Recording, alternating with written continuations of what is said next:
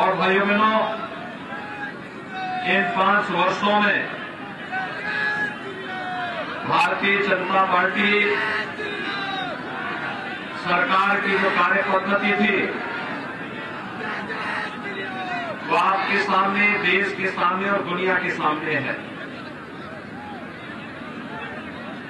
बिना रुके, बिना डिगे, बिना थके और बिना झुके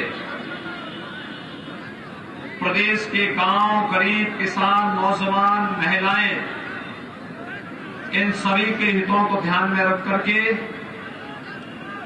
पूरी ईमानदारी और प्रतिबद्धता के साथ सरकार ने कार्य किया।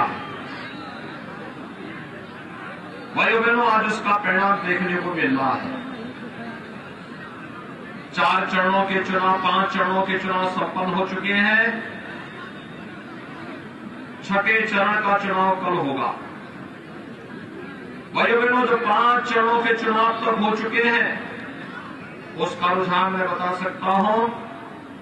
भारतीय जनता पार्टी पूर्ण बहुमत से काफी आगे बढ़ चुकी है। छठे चरण के चुनाव में, छठे चरण के कल के चुनाव में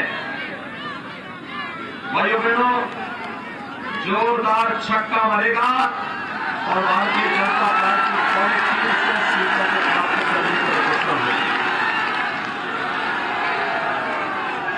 7वें चरण में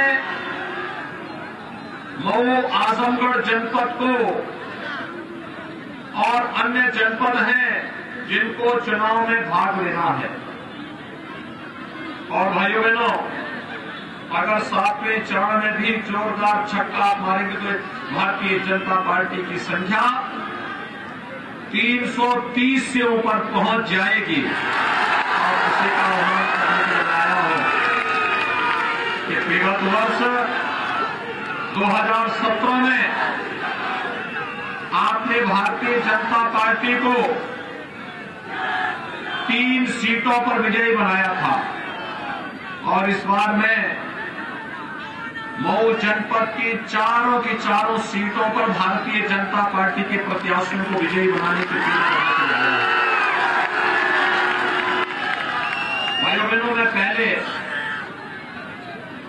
आप सबसे अपील करूंगा, पिछले 5 साल के अंदर मऊ के अंदर, आजमगढ़ के अंदर कोई दंगा हुआ है क्या? देखो, ये वही मऊ है जहां पर कुछ वर्ष पहले इसी मऊ में रामलीला के दौरान कितना बड़ा दंगा हुआ था और उस दंगे में मरने वाले कौन लोग थे? यादव थे, खटिक थे, वर्मा थे, निर्दोष हिंदू थे। और भाइयों बहनों, एक माफिया कैसे खुली जीप के ऊपर असला लहराते हुए कैसे पूरे शहर के अंदर जाकर के भय और दहशत का माहौल पैदा कर रहा था। समाजवादी पार्टी की सरकार थी। समाजवादी पार्टी की सरकार कीड़े की तरह रेंगती हुई मौन थी इस माफिया के सामने। और उस समय भी मैंने विरोध के लिए गोरखपुर से प्रस्थान किया था। मैंने अकेले विरोध किया था और तब भी मैंने कहा था कि सपा की सरकार माफियाओं के सामने, गुंडों के सामने घुटना टेक चुकी है। भाइयों बहनों, आज समाजवादी पार्टी को हमारी सरकार के बुलडोजर से परेशानी है और मैं धन्यवाद दूंगा आपको कि मेरे आने के पहले आपने यहां बुलडोजर खड़े करके रखे हैं। देखो, हमारी सरकार का बुलडोजर बोलता नहीं है और बड़े बड़े माफियाओं की बोलती बंद करता है। और जो ये माफिया वर्षों पहले खुली जीप पर असला लहराते हुए, तमंचा लहराते हुए भय और दहशत का माहौल पैदा करते हुए व्यापारियों के प्रतिष्ठानों पर यहां के निर्दोष यादवों को, खटिकों को, अनुसूचित जाति के लोगों को, राजभरों को मार रहे थे, उनके घरों को जला रहे थे। आज आप उस माफिया को देखते होंगे कैसे वह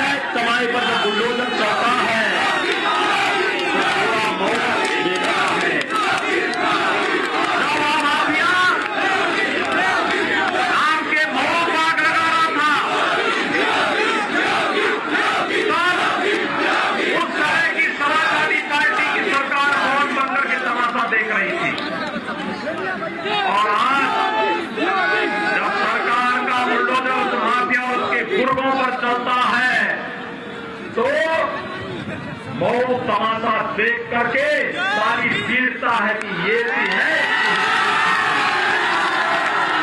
और इसलिए भाइयों बहनों, आज मैं आपके पास आया हूं।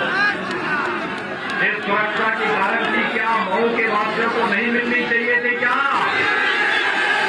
मिलनी चाहिए ना?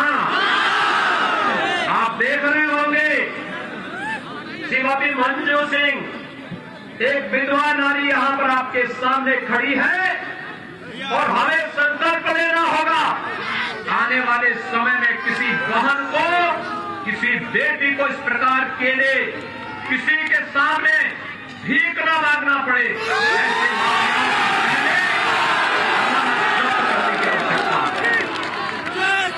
आप देखेंगे इस सरकार का भय है कि आज ये माफिया चुनाव लड़ने की हिम्मत नहीं कर पा रहे हैं, बैकडोर से अपने परिवार की एंट्री करवा रहे हैं। लेकिन घबराइए मत, सरकार का बुलडोजर रुकने वाला नहीं है, थमने वाला नहीं है।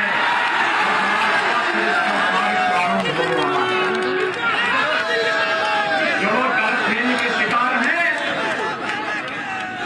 जो लोग इस गलतफहमी के शिकार हैं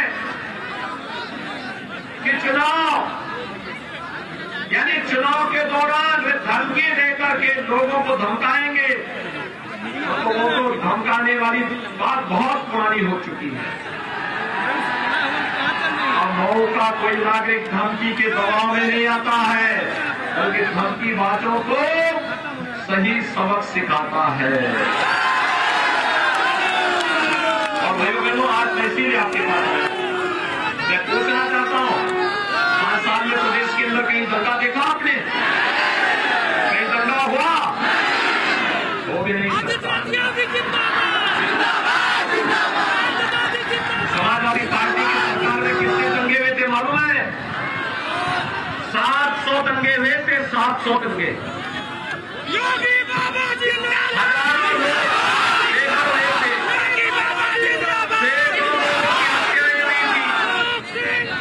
और बहुजन समाज पार्टी की सरकार के समय 364 दंगे हुए थे। और भाइयों बहनों, उन 364 दंगों में भी दर्जनों लोग मारे गए थे। लेकिन भारतीय जनता पार्टी की सरकार के समय भाइयों बहनों, अब दंगा नहीं होता है, अब कर्फ्यू नहीं लगता है। अब भाइयों बहनों, कहीं बाजार में कोई बमबाजी भी नहीं कर सकता है।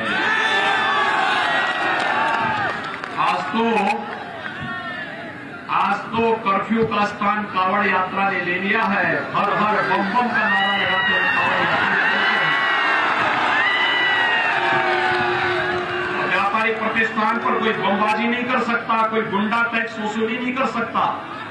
और नहीं तो मऊ से लेकर के वाराणसी तक ये पेशेवर माफिया और गुंडे, अगर कोई व्यक्ति जीवन भर कमा करके पैसा इकट्ठा करके कोई जमीन का टुकड़ा खरीदता था, ये गुंडे उसमें भी अपना गुंडा टैक्स मांगते थे। कोई व्यापारी और कोई सम्भ्रांत नागरिक कोई गाड़ी खरीदता था, ये माफिया उससे भी गुंडा टैक्स लेते थे। व्यापारियों को गुंडा टैक्स देना पड़ता था। आज मैं कह सकता हूं, मेरे उत्तर प्रदेश में कोई भी व्यक्ति किसी माफिया को कोई गुंडा टैक्स नहीं देता है। और अगर कोई गुंडा और कोई माफिया गुंडा टैक्स मांगता है तो उसको गुंडा टैक्स तो नहीं, पुलिस की गोली जरूर मिल जाती है। ये फर्क है भाइयों बहनों। और ये इसलिए जिससे उत्तर प्रदेश हर बहन बेटी सुरक्षित हो सके, हर व्यापारी को सुरक्षा की गारंटी दी जा सके, हर नौजवान अपने उज्जवल भविष्य के लिए आगे कार्य कर सके। और इसीलिए 5 साल तक बिना रुके, बिना डिगे, बिना थके और बिना झुके सरकार ने कार्य किया है। आज उसका परिणाम आपके सामने है। भाइयों बहनों, मऊ का अपना इतिहास रहा है और मऊ का जो अपना इतिहास है, उस इतिहास में यहां के महान स्वतंत्रता संग्राम सेनानियों का शौर्य और पराक्रम, और साथ ही साथ भाइयों बहनों, मऊ जनपद के अंदर विकास की प्रक्रिया को आगे बढ़ाने वाले स्वर्गीय कल्पनाथ राय और स्वर्गीय रामजी सिंह जी ने जो मेहनत की थी, जो परिश्रम की थी, मऊ को उन्होंने एक पहचान दिलाने का कार्य किया था। आज भाइयों बहनों, मैं आपके पास आया हूं आपसे कहने के लिए, मुझे एक बात बताइए, क्या 2017 के पहले आपको बिजली मिलती थी? देखो, दोनों हाथ पाने में कोई दिक्कत नहीं है। मिलती थी तो बोलिए, नहीं मिलती तो मना करिए। मिलती थी कि नहीं मिलती थी? और 2017 के बाद आज बिजली आ रही है ना, पहले आती नहीं थी, आज जाती नहीं है। यही फर्क है ना। और भाइयों बहनों, 2017 के पहले तो बिजली की भी जाति और मजहब हुआ करता था। ईद और मुहर्रम रहेगी तो बिजली आएगी और होली और दीपावली को गायब हो जाएगी। यही होता था ना। आज तो सबको बिजली, पर्याप्त बिजली। ईद हो या मुहर्रम, होली हो या दीपावली, रक्षाबंधन हो या जन्माष्टमी या शिवरात्रि, हाँ, सबको बिजली, पर्याप्त बिजली और निर्बाध बिजली, 24 घंटे बिजली। मऊ में जितने मजरे थे, हर मजरों के अंदर मैं जानता था कि मऊ के अंदर पिछली बार जो विधायक चुना गया उसको जेल के बाहर नहीं निकलना है। और इसीलिए विकास की जिम्मेदारी मैंने अपने ऊपर ली थी, जिससे बाद में मैं आपसे कह सकूं कि विकास हमने कराया है, तो इसके बदले भारतीय जनता पार्टी के प्रत्याशियों को जिता करके दीजिए।